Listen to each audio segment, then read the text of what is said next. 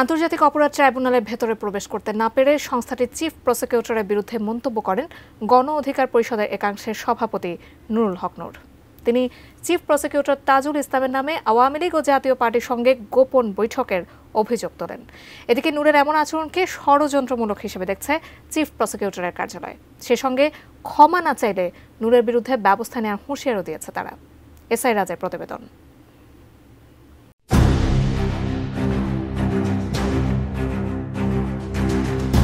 সম্প্রতি আন্তর্জাতিক অপরাধ ট্রাইব্যুনালের চিফ প্রসিকিউটর মোহাম্মদ তাজুল ইসলামের বিরুদ্ধে আওয়ামী লীগ ও জাতীয় পার্টির সাথে গোপন বৈঠকের অভিযোগ করেন গণ অধিকার পরিষদের একাংশের সভাপতি নুরুল হক নূর। তার এই অভিযোগ আন্তর্জাতিক অপরাধ ট্রাইব্যুনাল ও মোহাম্মদ তাজুল ইসলামের মর্যাদা ব্যাপকভাবে ক্ষুণ্ণ করেছে। তাই নূর ক্ষমা না চাইলে তার বিরুদ্ধে আইনি ব্যবস্থা নেওয়ার হুঁশিয়ারি দিয়েছে চিফ প্রসিকিউটরের কার্যালয়। 14 নভেম্বর রাতে ট্রাইব্যুনালের প্রশাসনিক কর্মকর্তা মাসুদ রানার পাঠানো এক প্রেস বিজ্ঞপ্তিতে এই তথ্য জানানো হয়েছে। কোয়ালিটি সম্পন্ন আন্তর্জাতিক মানের CMT 500W CSRM committed for better still.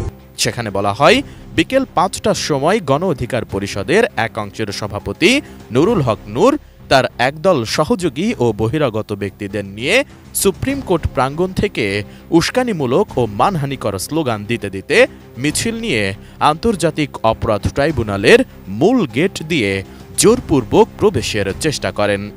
আন্তর্জাতিক অপরাধ ট্রাইব্যুনালের মতো একটি গুরুত্বপূর্ণ ট্রাইব্যুনালে যিনি চিফ প্রসিকিউটর হিসেবে নিয়োগ পেয়েছেন, তিনি একজন বিতর্কিত ব্যক্তি।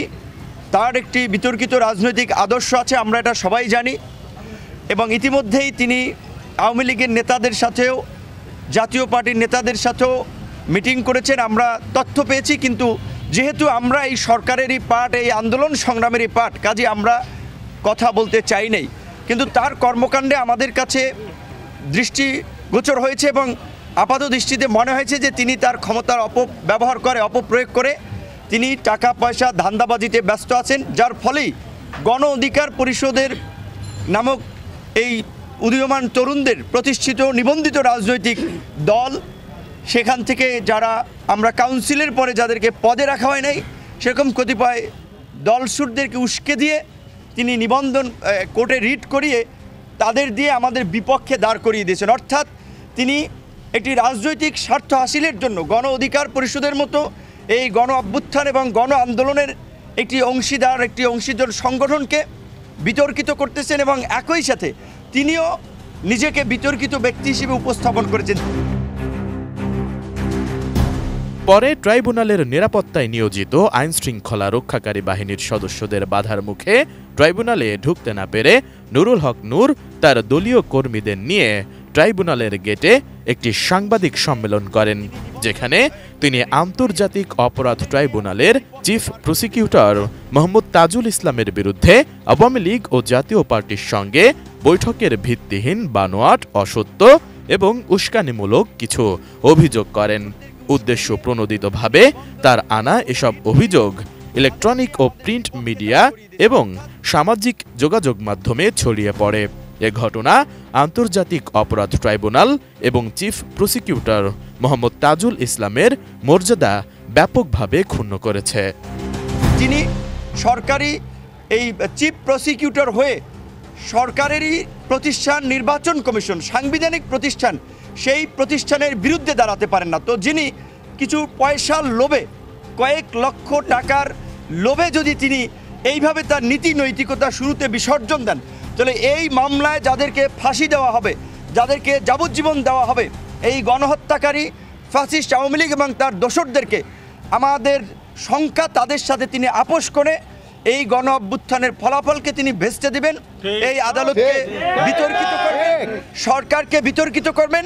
তাই আমরা সরকারের কাছে দ্রুত সময়ের মধ্যে এই বিতর্কিত ব্যক্তিকে অপসারণের দাবি জানাচ্ছি এবং পরিষ্কারভাবে আমরা এই কোর্ট প্রাঙ্গণ থেকে বলছি যে তার অপসারণ না করা হলে আইনজীবী অধিকার পরিষদ সারা দেশের আইনজীবী সহ ছাত্র জনতাকে নিয়ে গণ আন্দোলনের মাধ্যমে তাকে পদত্যাগ করাতে বাধ্য করবে। বিজ্ঞপ্তিতে আরও উল্লেখ করা হয়, নুরুল হক নূর ও তার দলীয় কর্মীদের এমন কার্যকলাপ সম্পূর্ণ অনাকাঙ্ক্ষিত ও ষড়যন্ত্রমূলক।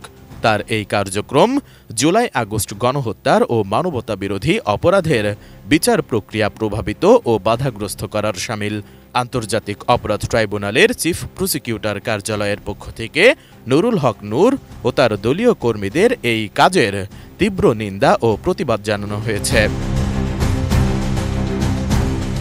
এর আগে জুলাই বিপ্লবের মধ্য দিয়ে অর্জিত নতুন এই বাংলাদেশে 2 সহস্রাধিক হত্যা ও অর্ধশত ভাই বোনের নির্যাতনের বিচার প্রক্রিয়ার জন্য পুনর্গঠিত হয় আন্তর্জাতিক অপরাধ ট্রাইব্যুনাল। তাদের বিজ্ঞপ্তিতে আরও বলা হয়, ব্যক্তিস্বার্থে এমন কার্যক্রম অনভিপ্রেত ও অগ্রহণযোগ্য।